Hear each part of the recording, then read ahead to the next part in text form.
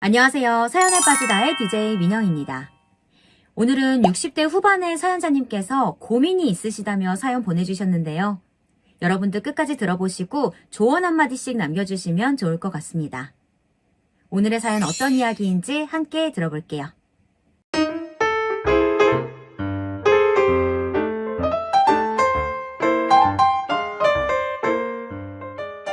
안녕하세요. 저는 막 60대 후반이 된 이제 할머니 소리가 살짝 익숙해지려고 하는 한 여성입니다. 날씨가 아직 많이 춥죠. 제가 일하고 있는 사무실에서 따뜻한 모가차 한 잔을 우려 마시며 다른 분들의 사연을 듣다가 문득 제 이야기를 해보고 싶어 이렇게 사연을 풀어내 봅니다. 하나뿐인 아들을 잃고 구박을 받았던 이야기인데요. 용기 내어 작성하는 만큼 끝까지 들어주신다면 좋겠습니다. 저는 보수적인 촌동네에서 자라 중학교까지 학업을 마치고 옆 동네에 살던 남편과 중매로 혼사를 맺었습니다. 그리곤 인근 도시에서 신접살림을 차렸죠. 아무래도 둘 다 배운 것이 없다 보니까 저는 집에서 살림을 하고 남편은 개인 택시를 했는데요. 그럭저럭 근근히 먹고 살 정도는 되었습니다. 비록 형편은 빠듯했지만 나름 성격이 잘 맞고 금슬이 좋아서 일남 일녀의 자식을 두었었죠. 아이들은 다행히도 구김살 없이 씩씩하게 잘 커주었습니다. 특히 아들 녀석은 어찌나 어릴 때부터 밝고 까불던지 온 동네 남자애들을 몰고 다니며 대장 노릇을 할 정도로 사교성이 좋고 서글서글한 성격이었습니다. 못 배운 부모를 둔 것이 미안해서 저희 부부는 자식들만은 교육을 시키기 위해서 노력했습니다. 아무것도 모르지만 물어 잘 가르친다는 학원도 보내고 성적이 부족하면 공부 잘하는 옆집 아이에게 부탁해서 우리 자식들을 가르쳐달라고 시키고요. 그렇게 큰딸은 초등학교 교사가 되고 싶다기에 교대로 진학을 시키고 둘째인 아들은 엔지니어가 되고 싶다고 하여 그쪽으로 공부를 시켰습니다.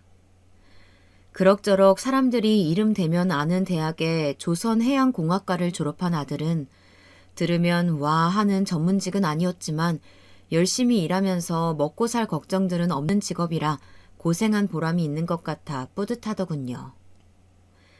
아들은 대학 졸업 후 조선기사 자격증을 딴다며 한동안 바쁘게 보였습니다. 그 이듬해 아들은 당당히 국내 대기업 중 하나인 현대중공업에 취직을 했어요. 저는 저의 못 배운 한이 조금이나마 자식들을 통해 풀어지는 것 같아 여한이 없이 기뻤습니다. 딸 역시 교생 실습을 나간다 어쩐다 하더니 임용 준비를 2년 하고 초등학교 교사가 되었지요. 아유, 어떻게 이리 자식들을 잘 키웠어? 이제 자식들은 다 장성하고 우리는 인생의 많은 과업들을 끝내고 노후 준비에 힘쓰면 되는 시기가 오는 건가 싶어 마음도 편하고 좋았습니다. 물론 자식들의 혼사 문제가 남아 있었지만요. 딸은 근무가 힘들다며 결혼 생각이 없다 누누이 말하더니 그래도 나이가 좀 차자 결혼을 하긴 해야겠다고 선을 보겠다고 하더군요. 직업이 교사라 선호 직업이다 보니 나름 괜찮은 조건의 남자들과 선을 계속 봤습니다.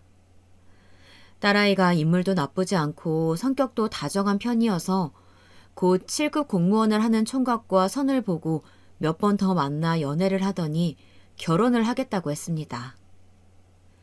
그렇게 장녀인 큰딸의 혼사를 정신없이 치르고 이제 아들만 장가 보내면 되겠다 싶어 우리는 참한 아가씨 어디 없나 하면서 눈에 불을 켜고 찾아다녔죠.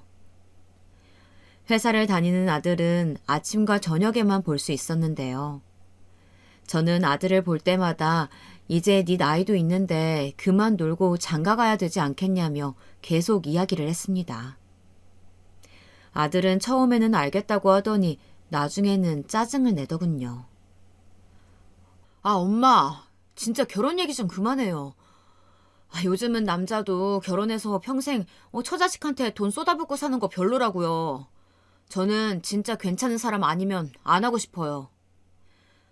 아니, 그래도 결혼을 해야지. 결혼해서 자식 낳고 기르는 기쁨이 얼마나 큰지 아니? 나중에 너 늙어서 힘들 때도 자식이 있는 거랑 없는 거랑 얼마나 다른데. 아내가 있어서 같이 오순도순 노년 보낸다고 생각해봐. 얼마나 좋겠어.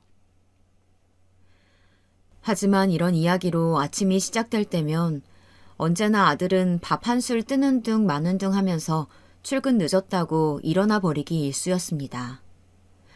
저는 그럴 때마다 애간장이 타는 듯 했지만 자식이 애물단지라 어쩔 수가 없었죠. 그렇게 시간을 보내고 있던 어느 날이었습니다. 근처 시내로 볼일을 보러 갔다가 우연히 아들을 보게 되었어요. 저는 점심시간이라 잠깐 나왔나 생각하면서 아들에게 인사를 하려고 다가갔습니다. 그런데 세상에, 아들의 옆엔 웬 젊은 아가씨가 있는 거 아니겠어요? 저는 화들짝 놀라서 아니 우리 아들이 여자친구가 있었구나 싶어 일단 인사를 하지 않고 그 아가씨를 관찰했습니다.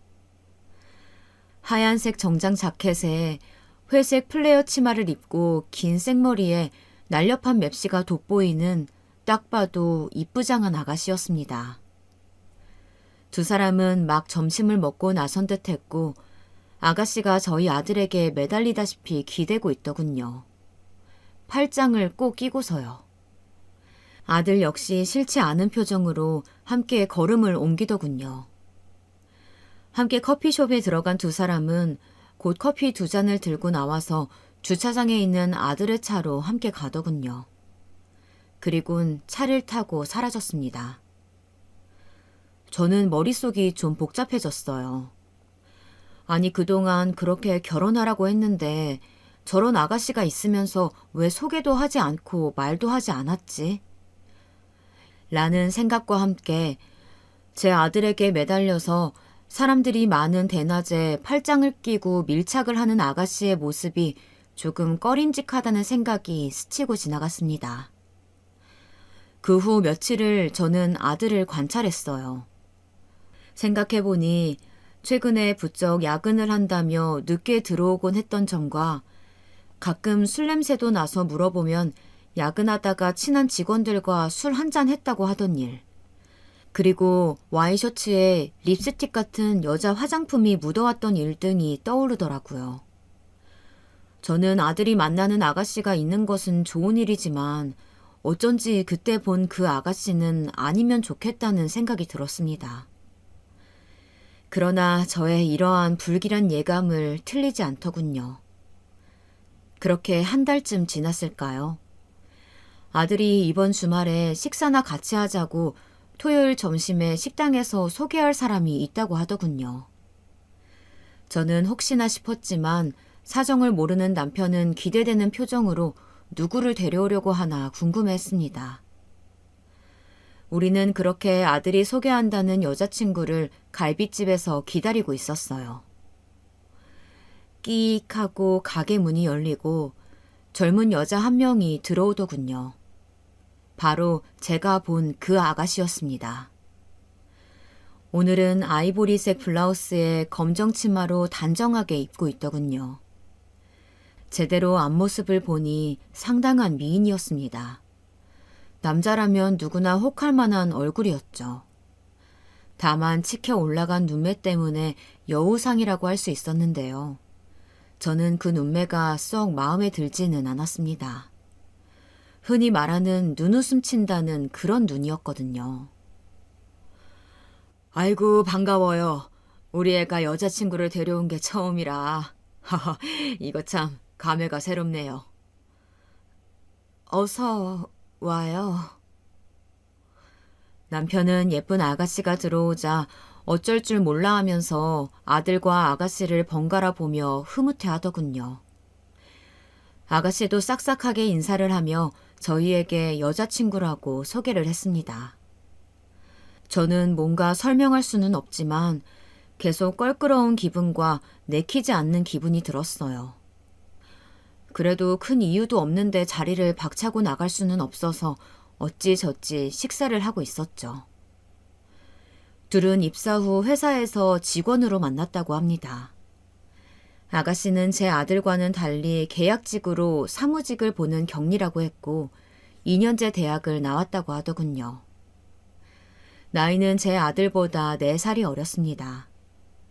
둘 다 들어온 지 얼마 안 되다 보니 같은 신입끼리 오며 가며 이야기도 나누고 회식도 하고 하면서 동지의식으로 친해졌다고 하는데 이렇게 되었다가 만난 지 6개월 가까이 된다고 했습니다. 아직 6개월밖에 안 되었다니 오래된 사이는 아닌 것 같아 은근히 마음이 놓이더라고요. 근데 이어진 아들의 말은 그야말로 청천벽력이었습니다. 아들이 오늘 이렇게 소개하는 것은 이 친구와 결혼을 하고 싶어서라고 폭탄 선언을 하는 것이었어요. 뭐? 결혼? 네, 엄마 아빠. 나이도 찼고 전 이 사람이랑 가정 꾸리며 살고 싶어요. 엄마도 결혼 노래 부르셨잖아요. 소원 성취하셨네요. 아들은 싱글벙글하며 저를 놀리는데 저는 많이 놀랐지만 일단 그 자리에서는 표정을 드러내지 않으려고 애쓰며 아가씨의 사정이나 상황에 대해서 이것저것 물어봤습니다. 들어보니 집안 형편은 저희 집보다 더 쪼들리는 집인 것 같았어요. 그래도 우리는 아들네 전세금이라도 해줄 돈이 있었지만 결혼 준비를 하게 되어도 아가씨는 자신이 모은 돈 300만 원 말고는 아무것도 해올 형편이 안 된다고 했으니까요. 모은 돈이 300만 원이라니. 아무리 월급이 적어도 그렇지 어째 저렇게밖에 돈을 못 모았을까. 혹시 사치라도 있는 건 아닌가 싶어 한숨이 흘러나올 것 같았습니다. 그런데 제 표정을 알아챘는지 제가 돈은 없지만 그래도 결혼하면 내조 잘하고 아이 잘 키우면서 잘 살아볼게요. 허락해 주세요, 어머님. 게다가 아가씨는 아직 학교를 다니고 있는 동생도 2명이나 있다고 했습니다. 허나 제가 돈은 없지만 결혼하면 부모님 잘 모시겠다고 잘 부탁드린다고 하더라고요. 남편은 뭐가 마음에 드는 건지 연신 고개를 끄덕이며 그래 알았다 하며 벌써 며느리 대접을 하고 있었고 아들은 흐뭇한 표정으로 아가씨를 보고 있더군요. 저는 아들 가진 나의 욕심 때문에 이런 찝찝한 기분이 드는 건지 아니면 진짜 이 아가씨가 좀 문제가 있어 보여 그런 것인지 제 기분이 너무 별로라서 당황스러웠습니다. 아들이 여자친구를 데려오기를 그렇게 기대했는데 왜 이렇게 기분이 바닥인지요. 그날 집으로 와서 저는 결국 아들에게 못 참고 터뜨렸습니다. 저기 아무래도 그 아가씨는 내가 보기에 너랑 너무 안 어울리더구나. 너 처자식한테 돈 퍼붓는 거 싫다며. 그거 다 감당할 수 있겠니? 엄만 마음에 안 든다. 그냥 잘 헤어지고 다른 사람이랑 손을 좀 보면 어때? 엄마가 참한 아가씨로 한번 알아볼게. 마침 엄마 친구 중에 너 중매 서주겠다고 한 사람이 있었어. 그래, 엄마가 오늘 그 아줌마한테 전화해볼게. 엄마, 아니 그게 무슨 말이야. 오늘 밥까지 다 잘 먹고 와서 이제 와서 무슨 파혼하라고? 아들이 버럭 소리를 질렀어요. 그렇게 크게 저에게 소리를 지른 건 처음이었던지라 남편도 당황했어요. 네, 결론은 그날 아들과 크게 싸우고 말았습니다. 아들은 결혼하기로 약속을 다 했는데 무슨 소리냐고 그 사람이 식사 자리에서 실례를 한 것도 없고 우리도 잘 사는 형편도 아닌데 왜 한 번 보고 사람을 안 좋게 생각하느냐고 얼굴이 시뻘개져서 그 아가씨 편을 들더군요. 저는 그렇게 여자를 싸고 도는 아들의 모습을 보니 키워준 애미도 없구나 싶어 기가 막혔습니다. 이래서 아들은 잘 키워봤자 나중에 뺏긴다고 하는 건가 그런 생각도 들었죠. 한번 꽂히자 아들은 불도저처럼 결혼을 미고 나가더라고요. 제가 서러워서 이 얘기를 큰딸에게 하자 큰딸도 찾아와 아들을 말렸습니다. 그럼 결혼을 좀 미루는 게 어때? 조금만. 엄마도 어쨌든 며느리 드리는 거니까 생각해볼 시간은 필요할 거 아니야. 아무리 너네 둘이 좋아하는 게 결혼이라고 해도 널 키워준 엄마 입장도 있는 건데, 어? 누나는 왜 내 결혼에 감나라 배나라야. 그만해. 좀 둘 다. 정말 두 사람 때문에 내가 요즘 받지 않아도 될 스트레스 얼마나 받는지 모르겠어? 엄마도 누나도 그 사람에 대해서 뭘 안다고. 평생 착하기만 한 아들인 줄 알았는데 이렇게 결혼을 두고 저와 대치하게 될 날이 올 줄은 꿈에도 몰랐습니다. 하지만 아들은 엄마인 저와 누나인 큰딸이 걱정스러운 이야기를 해도 들은 척도 하지 않고 너무 사서 앞날 걱정할 필요 없다고 두고 보라고 누구보다 착하고 야무진 여자니까 나와 오래오래 행복하게 살 거라고 장담을 하더군요. 나중에 나한테 미안하다고 하지나 말어. 저는 그렇게 한두 달 아들을 따라다니며 말렸지만 결혼을 그대로 진행되어 갔습니다. 그렇게 저희 아들은 결혼식을 올렸고 그 눈웃음 치던 아가씨는 제 며느리가 되었죠. 아들이 둘도 아니고 하나인데 한 명밖에 며느리가 없는데 제 마음에 이렇게 들지 않는 아이라니 한동안은 며느리와 대면대면하게 지냈습니다. 뒷단에는 친해져 보려고 어머니 어머니 하며 다가와서 살갑게 굴어도 썩 같이 대화도 나누고 싶지가 않았고 올 때마다 꼭 몸에 달라붙는 옷만 입고 진한 화장을 하고 오는 꼬락서니도 마음에 안 들었습니다. 어쩐지 정숙해 보이지가 않고 날티나는 느낌이었거든요. 거기다 제가 그러든 말든 둘은 사이가 좋았어요. 항상 같이 놀러 다니고 맛있는 거 먹고 데이트 사진을 저에게 자랑하기도 하고 갑자기 장을 받들고 저희 집에 들이닥쳐 요리를 해준다며 둘이서 요란을 떨기도 했어요. 저도 나중에는 그래, 내가 데리고 평생 살 것도 아닌데 우리 아들이 좋다는데 어쩌겠나, 그냥 내가 받아줘야지, 그런 생각이 들더군요. 그래서 그렇게 저는 며느리와 그럭저럭 정을 붙이려고 노력했습니다. 먼저 말도 걸어주고 안부도 묻고 가끔 반찬을 가져다 주기도 했어요.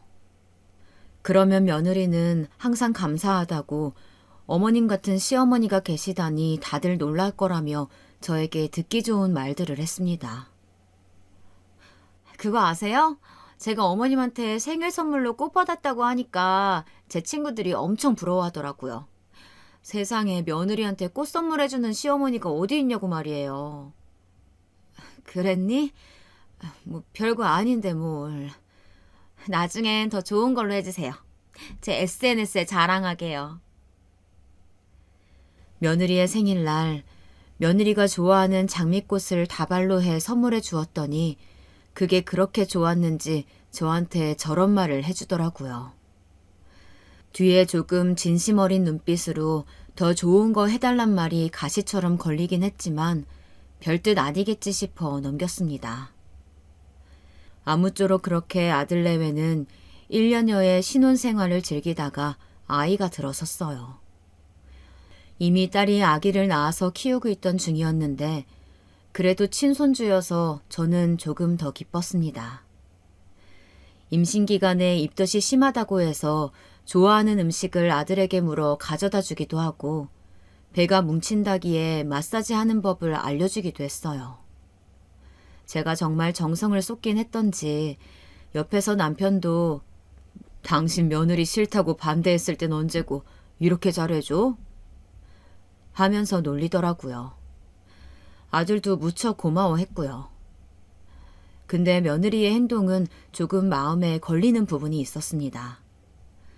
제가 음식을 갖다 주기 시작하자 언젠가부터는 당연하게 요구를 하더라고요.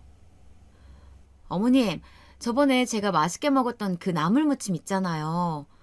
그거 이름이 생각이 안 나는데 아무튼 그것 좀 해다가 가져다 주실 수 있으세요? 오늘 말이니? 오늘은 내가 좀 바쁜데 친구가 집에 온다고 해서. 아, 그래요? 어쩔 수 없죠. 그럼 내일은 꼭 해다 주세요. 뭐라고 해야 할지 저를 너무 편하게 생각하는 것 같더라고요. 그래도 며느리는 저에게 떡두꺼비 같은 손주를 안겨주었습니다. 손주는 갓난아기지만 이목구비가 뚜렷하고 기골이 장대한 것이 제 아들 골격을 닮았더군요. 저는 그동안 며느리가 마음에 들지 않았던 마음이 손주를 보면서 내려가는 것을 느꼈습니다.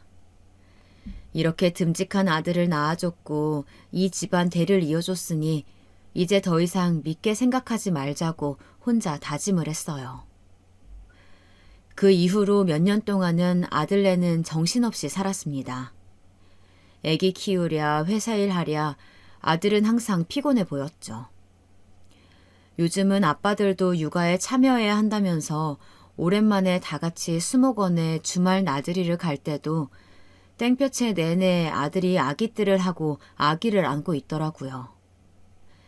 땀을 비 오듯이 흘리는데도 며느리는 그늘에 앉아 본인 팔에 선크림을 바르고 있고 제 아들만 땀을 홍수같이 흘리면서 아기를 계속 안고 다녔습니다. 보다 못한 제가 아기를 받아들고 1시간을 아기띠를 하고 다녔더니 머리가 어지럽고 일사병이 오는 것 같더라고요. 그리고 며느리는 제가 안색이 안 좋자 그제야 아기를 받아들었습니다. 요즘 젊은 여자들은 아기 돌보는 것을 반반하자고 주장한다더니 제 며느리가 딱 그 짝이었어요. 저는 맞벌이도 하지 않고 집에만 있으면서 우리 아들 고생 그만 시키라고 화내고 싶었지만 그러다가 또 화살이 아들한테 가서 저 없을 때 며느리가 구박할까봐 그런 이야기도 하지 못하고 참았습니다. 그렇게 세월은 흘러서 친손주가 6살쯤 되던 무렵이었어요. 갑자기 며느리에게 다급한 전화가 왔습니다. 어머니, 지금 빨리 삼성병원으로 오세요. 애기 아빠가 지금 많이 다쳤대요, 어머니. 저는 그 소리를 듣자마자 정신없이 남편과 함께 병원으로 달려갔습니다. 이게 무슨 마른 하늘의 날벼락 같은 소리인지 허겁지겁 병원에 도착하여 응급실로 갔더니 이미 수술 중이라며 수술실 앞으로 저희를 안내해 주더군요. 거기에는 망연자실한 표정으로 주저앉아 있는 며느리와 영문도 모른 채 끌려온 손주가 있었습니다. 얘야, 무슨 일이니? 저는 의자에 엎어져 있던 며느리의 어깨를 흔들며 대답을 재촉했습니다. 힘없이 늘어져 있던 며느리는 고개를 들어 눈물로 엉망이 된 얼굴로 말을 하더군요. 어머니, 회사에서 출장 마치고 밤늦게 오는 길에 고속도로에서 오종추돌 사고가 났대요. 사고가 너무 크게 나서 차량이 전복되고 지금 준수 아빠가 의식이 없대요. 어떡해요, 어머니? 그 사람 못 깨어나면 저 어떡해요? 저는 머릿속이 하얗게 변하는 것을 느꼈습니다. 뉴스에서나 보던 오중 추돌 사고라니. 왜 제 아들에게 이런 일이 일어난 것일까요? 지금 이날까지 성실하게 남한테 나쁜 짓 하지 않고 살아온 그저 착한 내 아들한테 저는 다리에 힘이 풀려 털썩 주저앉아 버렸습니다. 아무 말도 할 수가 없고 눈물만 줄줄 흘렀습니다. 이상하게도 아들이 태어났던 순간 첫 옹알이를 하며 내 품에 안기던 그 따뜻한 느낌과 또 아들이 유치원에 가던 날과 중학교, 고등학교를 거쳐 군대에 간다고 늠름하게 말하던 날 등 아들과 함께한 시간들이 파노라마처럼 쫙 펼쳐지면서 눈물이 계속 샘솟아 났습니다. 마치 이제 아들과 이별을 준비하라고 누군가 알려주는 것처럼요. 그렇게 저는 제 인생에서 가장 끔찍한 경험을 하게 되었습니다. 제 아들이 저보다 먼저 죽는 경험을요. 자식은 부모를 흙 속에 묻고 부모는 자식을 가슴에 묻는다고 하던가요. 저와 남편은 끔찍한 고통과 깊은 슬픔으로 몸부림쳤습니다. 아들이 수술 중 사망했다고 말하는 의사 선생님의 목소리도 잘 들리지 않고 그 순간에 제가 무엇을 했는지, 어떤 정신으로 어떻게 서 있었는지 지금 와서 생각해보면 아무것도 제대로 떠오르지 않아요. 마치 남의 일을 보는 것처럼 계속 실신했다가 깨어나고 또 실신했다가 깨어나는 것을 반복했습니다. 깨어나면 링게를 맞고 있었고 또 잠이 들면 아들 꿈을 꾸었고요. 저는 그렇게 산송장처럼 아들의 장례식까지 다 치르고 나서야 겨우 지금이 몇 시구나, 오늘이 며칠이구나 정도를 분간할 수 있는 정신이었습니다.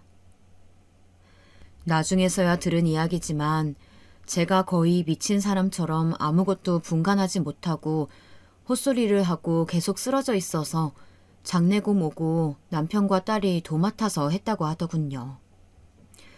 그렇게 저는 자식을 앞서 보낸 부모가 되어 산 것도 아니고 죽은 것도 아닌 상태로 지내게 되었습니다. 조금이라도 좋은 것을 보거나 좋은 것을 먹으면 아들 생각이 나서 견딜 수가 없었어요. 우리 아들이 좋아하던 물건이나 음식을 보면 아무것도 할 수가 없었고 숨이 막히는 것 같았습니다. 지독한 슬픔이었죠. 자식을 앞세우고 살아간다는 것은 하루하루 지옥의 고통을 겪는 것이었어요. 당연히 내가 늙어 죽는 게 술리고 그때 아들이 내 손을 잡아줄 줄 알았건만 무엇이 급하다고 이렇게 급하게 가버렸는지 아들 녀석이 너무나 불쌍하고 또 원망스럽기도 했습니다. 며느리와 손주는 아들이 그렇게 된 후로 여기서 못 살겠다며 인근 도시로 이사를 갔습니다. 저 너무 힘들어요. 제 아들 데리고 여기서 못 살 것 같아요. 죄송합니다, 어머님, 아버님. 그래, 그렇겠지. 일단 우리가 얼마라도 지어줄 테니 쓰고 필요하면 얼마든지 또 말해라. 네, 어머님. 생계를 어떻게 꾸릴지 걱정이라기에 당장이라도 융통해서 쓰라고 저희가 모아둔 비상금 몇천만 원도 털어주었습니다. 일자리 구하고 형편 나아지면 천천히 갚으라는 말과 함께요. 아들을 닮은 손주가 눈에 밟혀 손주를 우리에게 맡기고 일하는 것은 어떠냐고 하자 며느리는 아니라고 자신이 데리고 키우며 일을 구해보겠다고 했습니다. 그때만큼은 남편이 죽은 큰 일이 있음에도 자기 자식 건사하고 살려고 하는 그 모습이 야무져 보이고 고마웠습니다. 우리 아들이 골랐던 여자가 괜찮은 애였구나 하는 생각도 들었고요. 그런데 아들이 죽은 지 1년쯤 되던 어느 날 우리 부부는 너무도 큰 인생의 위기를 맞이하고 말았습니다. 갑자기 전세를 살고 있던 집을 비워달라는 얘기를 들었어요. 무슨 소리냐고 하니 집주인이 파산을 해서 집이 경매로 넘어가게 되었다고, 전세금 찾을 수 있게 전세권 설정은 해놓으신 거냐고 부동산에서 묻더군요. 저는 놀라서 허둥지둥 전세금 설정이라는 절차를 우리가 전세 얻을 때 했는지 알아보았는데 아는 것이 없던 저희가 그만 제대로 전세금 설정을 하지 않았더라고요. 그래서 다급하게 부동산을 붙잡고 이거 어떻게 되는 거냐고 묻자 이렇게 되면 돈을 받는 게 후순위로 밀리게 되며 전세금을 찾을 수 있을지 없을지 알 수 없다고 죄송하다고 하는 것이었습니다. 저희 부부는 너무 당황해서 사방으로 물어보고 알아봤지만 전세금을 찾을 길이 없다는 것이었어요. 하루아침에 전세금을 다 날리고 오갈 데가 없는 거지꼴이 된 것이었죠. 너무도 황망하여 어떻게 할까 하다가 일단은 멀리 사는 딸에게 가는 것보다는 가까운 곳에 있는 며느리에게 가야겠다 싶었습니다. 며느리에게 할 말이 있으니 지금 집 쪽으로 가겠다고 얘기를 하고 대충 필요한 생필품만 여행 가방에 챙긴 후에 남편과 며느리가 사는 집으로 택시를 타고 갔습니다.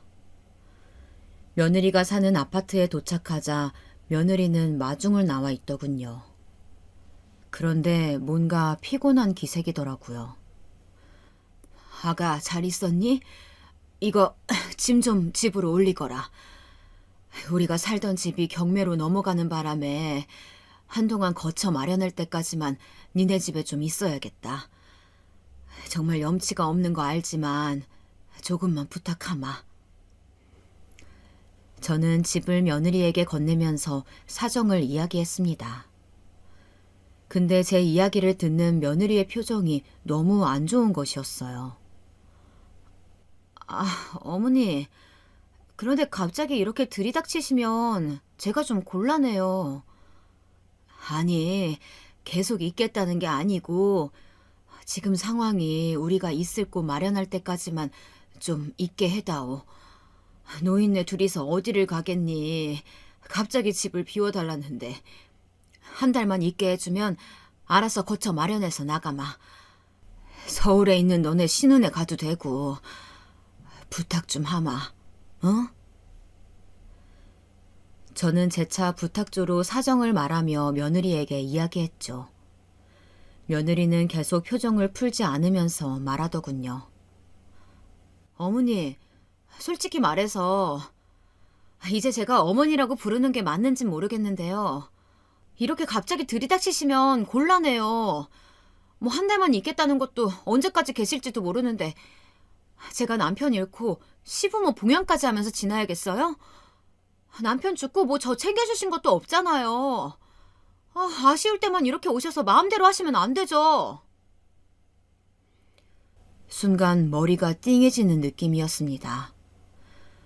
당장 사는데 보태라고 몇천만 원도 기한 없이 해주었고 수시로 전화를 걸어서 잘 지내느냐고 안부도 물어봤고 아들이 죽고 남은 며느리와 손주가 짠해서 반찬도 가져다주고 했었는데 한 달만 있겠다는데 이렇게 저와 남편을 박대하다니요. 저는 마음속에서 큰 불이 올라오는 것을 느꼈습니다.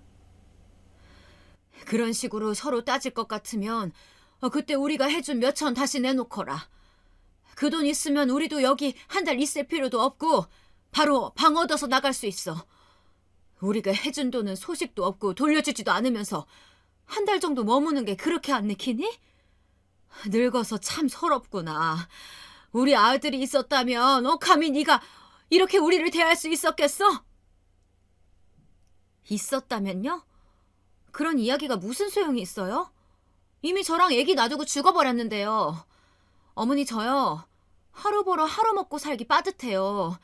애 데리고 종종거리면서 겨우 산다고요. 어머니가 해주신 몇천은 지금 몇백도 안 남아있고요. 언제 갚을지 모르겠으니까 정 받으셔야겠으면 고소라도 하시단가요. 어쨌든 저는 분명히 말씀드렸어요. 얼른 돌아가 주세요. 듣기 싫으니 꺼지시라고요. 속사포처럼 말을 쏟아내는 며느리는 자기 할 말만 하고 어른에게 꺼지라고까지 하며 엘리베이터를 타고 냉큼 올라가 버리더군요. 저와 남편은 졸지에 며느리 집으로 들어가 보지도 못하고 쫓겨난 신세가 되었습니다. 정말 기가 막히고 코가 막혀 말이 나오지 않더군요. 아무리 내가 그동안 별로 살갑게 대하진 않았다지만 그래도 시어미로서 못해준 것은 아니라고 생각했는데 돈 빌려준 것도 당장 못 주겠다며 적반하장으로 저희를 내쫓다뇨. 역시 첫인상은 틀리지 않았다고 생각이 들었습니다. 며느리는 뱀처럼 교활한 성격의 사람이었어요. 달면 삼키고 쓰면 뱉는 사람이요. 결국 어쩔 수 없이 멀리 사는 딸에게 전화를 걸었습니다. 딸은 제 이야기를 듣고 화가 나서 펄펄 뛰더니 근처에 숙소를 잡아 일단 오늘 하루는 편히 계시라고 내일 아침에 모시러 가겠다고 하더군요. 그러면서 꼭 모텔 같은 곳 가지 말고 호텔 가라며 호텔비를 보냈습니다. 고맙다. 고마워. 그렇게 호텔에서 하룻밤을 자고 차를 끌고 내려온 딸의 차를 타고 그 길로 서울 딸네 집에서 지내게 되었습니다. 딸은 이제 며느리는 남이라고 생각하고 신경 쓰지 말라고 섭섭해할 것도 없다고 화를 내면서 걱정하지 말고 천천히 있을 집을 알아보라면서 지내라고 했지만 저는 다 늙어서 딸과 사이가 사는 집에 얹혀 있는 것이 영 마음이 편하지 않았습니다. 남편 역시 사위의 눈치를 보는 듯 했고요. 며느리에게 빌려준 돈 말고는 저희가 들고 있는 목돈도 없어서 어떻게 집을 구해서 살아가야 하나 막막하던 즈음 딸이 저에게 돈을 내밀었습니다. 급한 대로 빌려줄 테니 당장 월세 보증금이라도 하라고 했죠. 그리고 소일거리 삼아 친한 언니가 하는 부동산 사무실에 아르바이트를 해보라고 하더군요. 어차피 이렇게 된 거 서울에서 아빠도 기운 되시는 한 택시를 하시고 엄마도 뭐라도 하면서 돈을 벌어야 되지 않냐고요. 엄마, 나도 여건이 되면 돈 안겨드리고 싶은데 이것밖에 없어. 일단 엄마랑 아빠가 돈 벌고 있으면 나도 틈틈이 돈 붙일게. 엄마, 미안해. 저는 다 늙어서 일을 배우는 것이 괜찮을까 걱정이 앞서지만 당장 집을 얻으면 생활비도 필요하기에 딸이 구해준 일자리를 일단 도전해보기로 했습니다. 부동산은 대표를 소장이라고 부르고 밑에 있는 직원을 실장이라고 하더군요. 저는 60이 다 되어가는 늦깎이 나이에 최 실장이 되어 사회생활을 하게 되었습니다. 자격증을 딴 지도 오래되었을 뿐더러 이론과 실무는 달라서 한동안은 정말 힘들었죠. 아주머니들이 많이 오가는 아파트를 주로 취급하는 사무실이었는데 월급은 작았지만 소장님은 제게 친절하게 대해 주시더군요. 그냥 동네 아줌마들하고 집값이나 아파트 이야기로 수다를 떤다고 생각하라고 편하게 생각하고 이야기하다 보면 속에도 일거리도 들어오곤 한다며 팁을 알려주시더군요. 사무실 일을 시작한 지 1년쯤 지나자 주변 상가 상인들하고도 얼굴이 있고 또 항상 고구마며 계란이며 간식을 많이 싸들고 다니면서 나눠주고 인사도 하자 많이 친해지면서 정말 소개로 일이 하나 둘씩 들어왔습니다. 또 손님들이 듣기 좋으라고 하는 소리인지 몰라도 저에게 실장님은 우리 엄마같이 푸근해서 좋다고 다른 데 같이 돈 따지는 느낌이 안 들고 손님 입장을 먼저 배려해 주셔서 좋다는 칭찬을 많이들 해주셨어요. 실장으로 그렇게 점점 자리를 잡아가자 제 수입도 늘어났습니다. 저는 1년을 꼬박 열심히 모은 돈으로 전세자금 대출을 끼고 전세로 집을 돌리고 또 계속 열심히 일을 했어요. 다행히 남편도 택시를 하면서 수입이 그럭저럭 나와서 남편 수입으로는 생활비를 하고 제가 번 돈은 부동산 일을 하며 알게 된 여러 가지 수단으로 투자를 했습니다. 분양권에 투자하기도 하고 또 경매하는 곳도 가보고 괜찮은 상가나 아파트가 있다고 하면 임장도 다니면서 지금은 돈이 없어도 돈이 생긴다면 할 수 있는 소액 투자 위주로 많이 발품을 팔았습니다. 남편은 나이 들어 이렇게 택시 일을 할 줄 몰랐지만 그래도 이렇게 목숨 유지하며 살 수 있게 된 게 얼마나 다행스럽냐는 말을 하곤 했어요. 그만큼 사는 게 퍽퍽하고 아등바등 힘들었으니 그런 말을 하며 위안을 했던 거였죠. 그러던 어느 날 남편이 저에게 공인중개사 시험을 보는 게 어떻냐고 권유하더라고요. 당신 부동산 쪽으로 더 공부하고 싶다며 늦기 전에 지금이라도 하는 게 나아. 그건 그런데 엄두가 안 나요. 내가 이 나이에 할 수 있을까? 녹록지 않은데. 하고 싶으면 해. 늦어지면 정말 힘들어. 남편 말이 맞았어요. 어차피 시험을 볼 거라면 조금이라도 더 젊을 때 보는 게 나았으니까요. 무섭지만 어차피 해야 할 일이라면 주저하지 말기로 결정했죠. 여태껏 살아오면서 깨달은 게 하나 있다면 시간이란 건 무한정 주어지는 게 아니라는 거였으니까요. 인생은 늘 예상치 못한 변수들로 가득한데 그것을 대비하지 않으면 그대로 무참히 주저앉을 테니까요. 제가 자격증을 따면 분명 돈을 버는 데 도움이 될 거고 그래야 노후 준비도 할 수 있을 거니 결심을 했답니다. 그래서 늦은 나이에 공인중개사 시험을 준비했어요. 역시나 1차와 2차로 이루어진 시험은 결코 녹록하지 않았습니다. 60이 다 된 나이에 독서실에서 1차 민법 공부를 하고 있자니 어찌나 눈물도 나고 온몸이 쓰시던지요. 그래도 저는 이 시험이 내 인생의 마지막 시험일 수도 있다. 최선을 다하자는 각오로 시험 공부를 했습니다. 당신 대견해. 오늘 힘들었지? 남편이 가끔 고생한다며 제 어깨를 주물러주고 의지가 된 턱에 그래도 하루하루 버텨나갔던 것 같아요. 그리고 그렇게 2, 3년 만에 고생 끝에 겨우 턱걸이 점수로 자격증을 취득했어요. 정말 인간 승리가 아닐 수 없었죠. 여보, 정말 꿈만 같아요. 수고했어, 정말. 그날 남편과 조촐하게 축하 파티를 했는데 얼마나 기분이 좋았는지 모릅니다. 그리고 오랜만에 조용한 분위기에서 남편과 아들 이야기를 이어가게 되었어요. 가슴에 한으로 남은 내 아들, 그리고 내 손주. 그날 사진을 붙들고 얼마나 울었는지 몰라요. 며느리는 그렇게 저희를 내쫓은 후 단 한 번도 연락하지 않았습니다.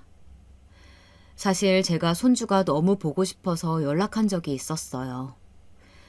사진 한 장이라도 보내달라는 부탁이었는데 며느린 그 말에 코웃음을 치며 이러더군요. 어머님, 아니 아줌마, 정말 끝까지 이러실 거예요? 제 아들이에요. 아줌마 손주가 아니고요. 더 이상 저희 사는 거에 관심 끄세요. 도와달라고 하지도 마시고요. 저 자선사업가 아니에요.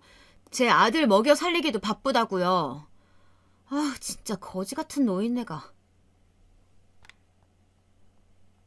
그 말만 남기곤 전화를 획 끊어버렸습니다.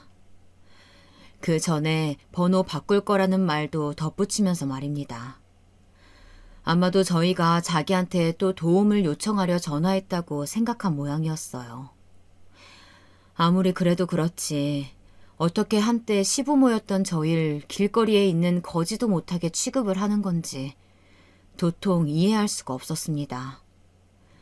남편한텐 차마 가슴 아파할까 말도 못하겠더라고요. 그 후 전 손주도 그냥 가슴에 품고 일에만 매진했어요. 그리고 몇 년간 일하면서 모은 몇 천으로 약간 외곽지의 상가를 경매로 저렴하게 낙찰받았습니다. 그런데 우리가 그 상가를 사고 세를 준 지 2년 만에 서울의 유명 대학이 그쪽에다가 캠퍼스를 짓기로 확정이 되면서 상가의 가격이 엄청 뛰기 시작했습니다. 바로 대학 인근의 상가가 되어버렸기 때문이죠. 저는 기왕 이렇게 된 거 이 상가에 내가 부동산을 차려야겠다는 생각이 들었습니다. 대학가이기 때문에 원룸을 찾는 수요도 있을 것이고 그동안 실장 일을 하면서 노하우도 제법 쌓였기 때문이죠. 그렇게 제 생애 최초로 대표라는 직함을 달고 젊은 실장을 뽑았습니다. 실장은 요즘에는 블로그를 통해서 홍보를 해야 한다면서 자신이 그 관리를 해보겠다며 매일 온라인 게시글을 올리고 여기저기 온라인으로 홍보를 하더군요. 저는 처음에 발로 뛰지 않고 저런 곳에 글을 쓴다고 뭐가 되겠나 싶었는데 웬걸 저는 진짜 옛날 사람이었더라고요. 저희 부동산은 실장의 아이디어로 아주 빠르게 블로그 관리를 시작했는데 저희 블로그를 누가 대학교 사이트에 올리면서 학생들의 연락이 빗발치기 시작했습니다. 제가 학생들 원룸을 얻어주고 지방에서 부모님들이 올라와 걱정하시는 것을 보면서 죽은 아들 생각도 나고 해서 수수료도 늦게 받기도 하고 사정 봐서 깎아드리기도 했던 것들이 학생들끼리 소문이 돌았다나 봐요. 그래서 저희 부동산이 일명 해자 부동산이라며 인근에서 소문이 났다고 하더라고요. 저는 해자? 그 김혜자 말이야? 했더니 실장이 웃으며 편의점에 팔던 김혜자 도시락이 가격에 비해 풍성해서 그 후로 젊은 친구들이 가격이 저렴하고 서비스가 좋은 곳을 그렇게 부른다고 하더라고요. 참 재미있는 표현이죠. 그렇게 저는 부동산이 대박이 나서 아파트도 사고 주식도 하면서 자산을 차곡차곡 불리기 시작했습니다. 이제 더 이상 월세니 전세니 그런 것들을 걱정할 게 아니었죠. 저는 부동산으로 큰 자산을 모은 부자가 되었습니다. 저는 곧 70을 바라보는 나이에도 인생이 이렇게 크게 바뀔 수 있다는 것이 참 신기했습니다. 한편으로는 하늘나라로 간 아들이 우리를 보살펴주고 있나 생각도 들었습니다. 항상 돈 벌어서 엄마 호강시켜줄게 하던 우리 아들이 이렇게 우리를 돈방석에 앉혀주고 지금 우리를 보면서 웃고 있을 것 같아 하루에 한 번은 하늘을 보면서 아들에게 인사를 했죠. 아들아, 잘 있지? 엄마가 항상 고맙다. 보고 싶어. 그때마다 아들은 자기도 보고 싶다며 화답하는 것 같았습니다. 그렇게 아들을 그리워할 때마다 아들을 쏙 빼닮았던 손자도 너무 보고 싶었지만 우리를 거지 취급했던 며느리가 너무 야속하고 미워서 연락을 하고 싶진 않았어요. 당연히 며느리도 손자 사진 한 번 보내오지 않았고요. 손자는 인연을 끊을 당시 6살이었으니 이제 어엿한 초등학생이 되어 있을 것이었습니다. 사실 저는 형편이 좋아지고 여유가 생기자 하루가 다르게 아들이 더 그립고 손자가 보고 싶었어요. 그래서 며느리에게 전화를 해보기도 했는데 없는 번호로 뜨더라고요. 정말 제가 도움을 구하기라도 할까봐 그게 무서워서 번호를 바꾼 모양이었습니다. 그래도 손자만큼은 너무 보고 싶었어요. 이제는 생각으로도 모자라 매일 밤 꿈에 손자가 등장할 지경이었으니까요. 손자는 아들 품에 안겨 있었고 제게 손을 뻗어 할머니라고 어물거리는 발음으로 부르곤 했습니다. 참 이상하죠. 그 꿈이 왜 이리 반복되어 재생이 되는 건지. 꿈속의 아들은 참으로 행복해 보였고 손자는 마지막으로 보았을 적 그 모습 그대로 제게 인사를 하더라고요.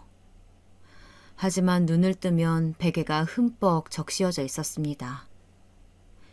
그래서 그 이후 단념을 하지 않고 며느리가 살던 아파트 근처를 차로 괜히 서성이기도 하고 근처 초등학교 주변을 어슬렁거려 보기도 했어요. 어느 학교를 다니는지 여전히 그곳에 살고 있는지 아무것도 모르지만 그래도 그냥 혹시나 마주쳐질 수도 있지 않을까 그런 기대를 하면서 말이에요. 그렇게 한 달에 몇 번을 며느리가 살던 동네 인근으로 내려가 서성이던 어느 날이었습니다. 아, 이거 놔요. 아저씨, 왜 이래요? 근처를 배회하다가 목이 말라 편의점을 찾아 들어가려던 참이었어요. 편의점 안쪽에서 아이가 소리를 지르는 소리가 들렸습니다. 그 목소리는 어쩐지 낯익은 것이었어요. 저는 문을 밀고 들어가 무슨 일인지 살폈습니다. 이 녀석, 전에도 내가 한 번만 봐주겠다고 했지? 이번에는 안 된다. 너 진짜 경찰서 가야 돼. 보아하니 초등학생으로 보이는 덩치 큰 아이가 물건을 훔친 모양이었습니다. 아씨, 엄마가 다음에 돈 갖다 주신다니까요. 저 훔친 거 아니고 빌린 거라고요. 잔말 말고 경찰서 가자. 너 이름 뭐야? 책가방 열어봐. 보자, 봐봐. 6학년 2반 김준수. 저는 순간 심장이 내려앉는 것 같았습니다. 김준수. 그건 바로 제 손자 이름이었어요.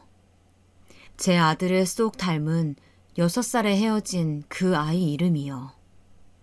우리 남편이 장명소를 3군데나 가서 큰 사람이 되라고 받아온 이름이 준수였습니다. 저는 얼른 그 아이를 살펴보았어요.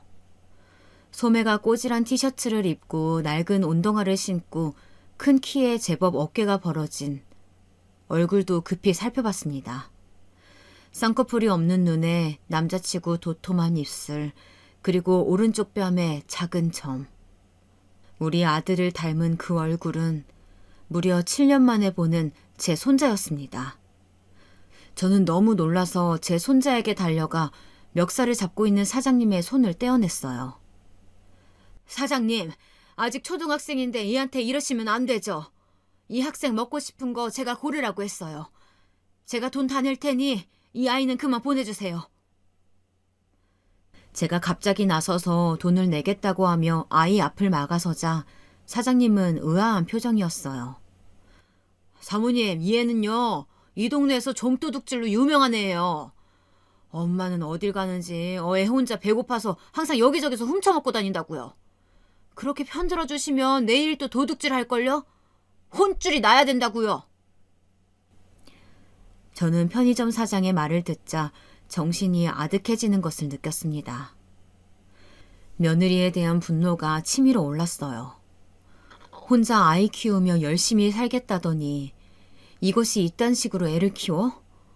우리 집 귀한 자손을 이렇게 좀도둑질을 하게 만들어?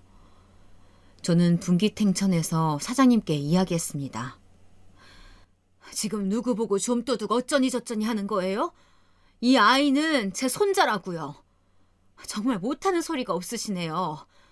제가 그동안 훔쳐간 거 10배로 물어드릴 테니까 지금 막말하신 거 당장 사과하세요. 사과 안 하시면 고소 진행할 테니 알아서 하시고요. 그리고 여기 이거 제 명함이니까 앞으로 이 아이가 물건 그냥 가져가면 제 앞으로 청구하세요. 그렇게 저는 어리둥절해하는 제 손자를 끌고 편의점을 나왔습니다. 손자는 제가 누군지 모르겠다는 표정으로 제 얼굴을 살피고 있었죠. 저는 그 아이의 얼굴을 만지며 눈물을 흘렸어요. 준수야, 준수야, 할미다. 할미야, 옆 동네 살던 할미 기억 안 나? 너 5살 때 할미랑 놀이동산 가서 솜사탕도 사 먹고 그랬잖니. 할미가 장난감 로봇도 사주고 같이 기차도 탔었잖아. 할미 기억 안 나? 세상 떠난 네 아빠, 엄마란다. 아이고 우리 강아지. 그래, 지금껏 어찌 지냈어? 할미는 매일매일 우리 강아지가 보고 싶었어. 너무너무 보고 싶었어. 아가야, 어디 얼굴 좀 보자. 아이고, 아이고 많이 컸네, 이놈아. 저는 저를 보며 눈을 굴리는 손자를 그렇게 얼싸안고 기쁨의 눈물을 철철 흘렸습니다. 많이 자란 내 손자는 우리 아들의 얼굴을 더 많이 닮아 있었어요. 저는 준수를 데리고 차에 태워서 남편과 살고 있는 집으로 데리고 갔습니다. 남편 역시 준수를 기다리며 초조하게 서성이다가 도착한 손주를 보고는 그 무뚝뚝한 양반이 눈물을 한 바가지 쏟아내더군요. 마치 죽은 우리 아들 녀석이 살아 돌아온 것처럼요. 그렇게 한우를 구워 먹이고 그동안 어떻게 지냈냐 이야기를 하며 오랜만에 생기 있게 저녁 식사를 하고 있던 차였습니다. 쾅쾅 문 두드리는 소리가 들리더라고요. 우리 준수 여기 있어요? 날카로운 여자의 목소리가 울리더군요. 바로 저희와 연을 끊었던 며느리의 목소리였습니다. 준수를 데려오면서 엄마한테 할머니 집에서 며칠 있다가 가겠다고 전화를 했더니 주소를 문자로 달라고 해서 줬었는데 그새를 참지 못하고 달려온 모양이었어요. 저희가 손주를 어떻게 할 것도 아닌데 말이에요. 도어락을 풀어주자마자 며느리는 시뻘개진 얼굴로 들이닥쳤습니다. 아니, 애를 말도 없이 어떻게 알고 데려가신 거예요? 정말 너무들 하시네요. 저 좀 살게 내버려 두라고 했잖아요. 아니, 이게 저기 어머니. 화가 나 소리를 지르던 제 며느리는 문을 열고 보이는 60평대 아파트의 넓고 깔끔한 모습, 그리고 그 안을 가득 채운 고급 가구들에 크게 놀란 모습이었습니다. 갑자기 언성을 낮추더니 두리번 집안을 부산스럽게 살피더군요. 저는 새삼 정이 떨어지는 것을 느끼며 오랜만에 보는 며느리에게 침착하게 말했습니다. 어서 오너라. 오랜만이지? 잘 지냈니? 아, 네. 저기, 여기가 혹시 어머니 일하시는 집인가요? 일하는 집? 무슨 헛소리냐? 내 돈으로 산 내 집이지. 내가 무슨 늙음하게 가정부라도 하고 사는 줄 알았니?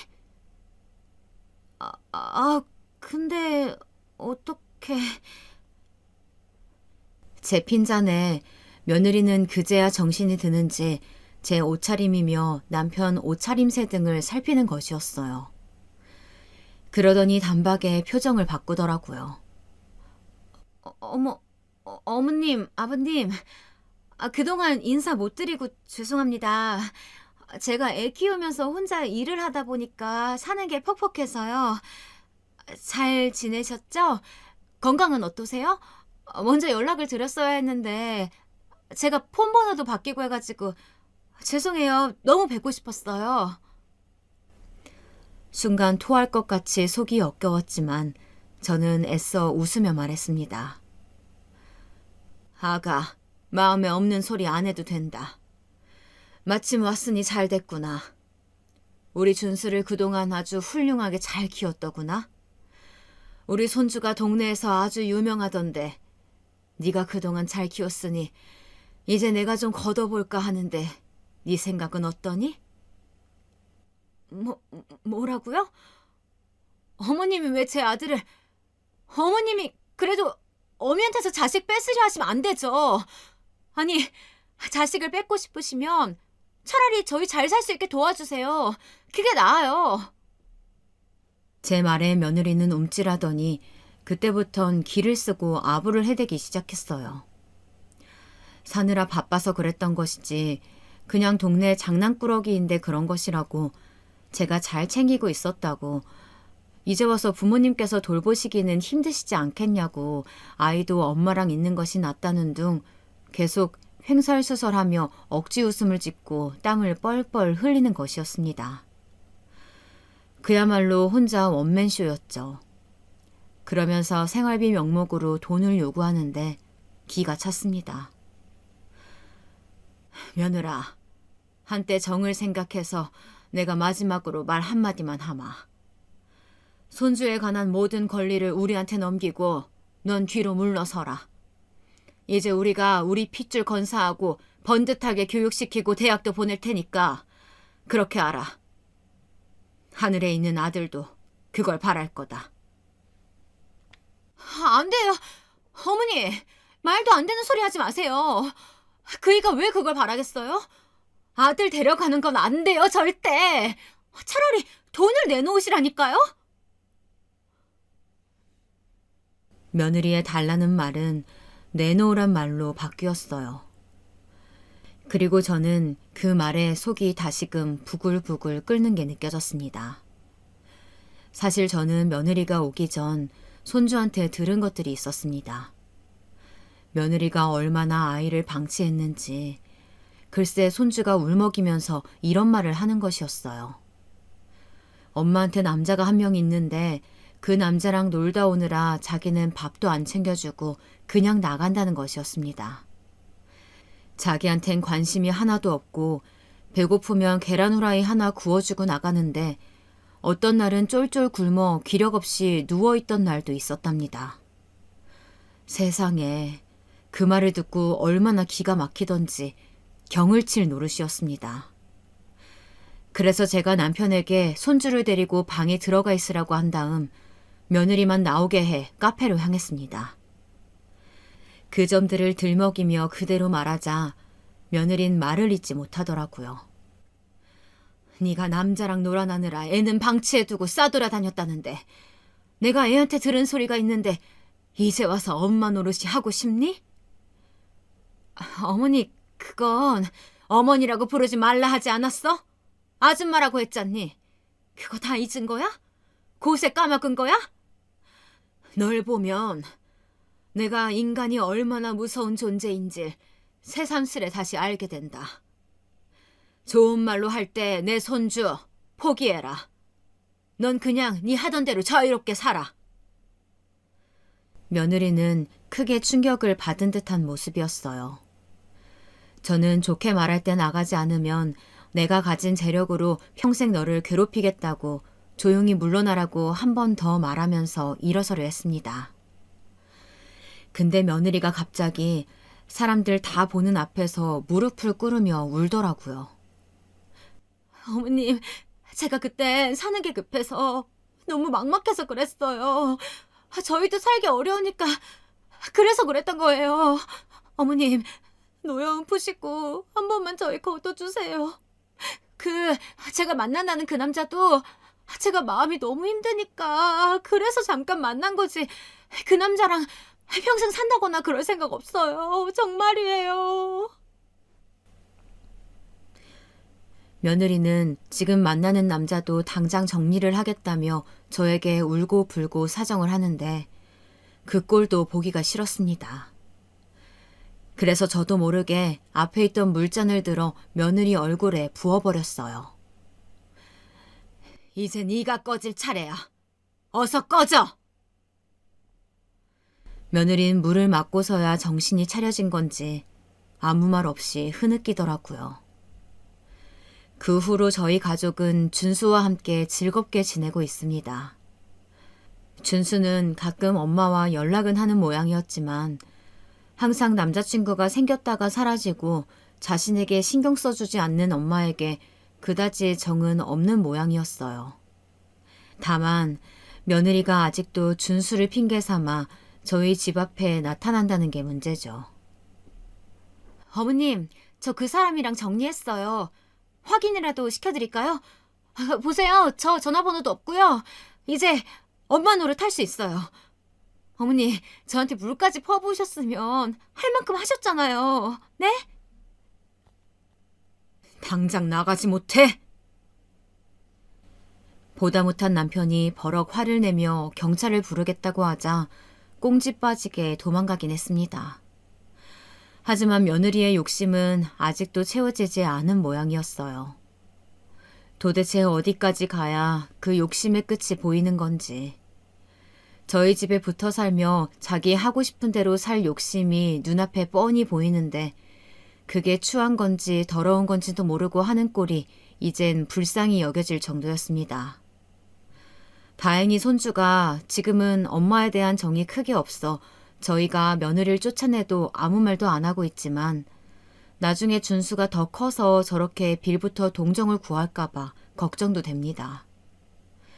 마음 약한 손주가 제 엄마를 받아주자고 사정하면 저도 그땐 어떻게 말을 해야 할지, 어떤 선택을 해야 할지 장담할 수가 없거든요.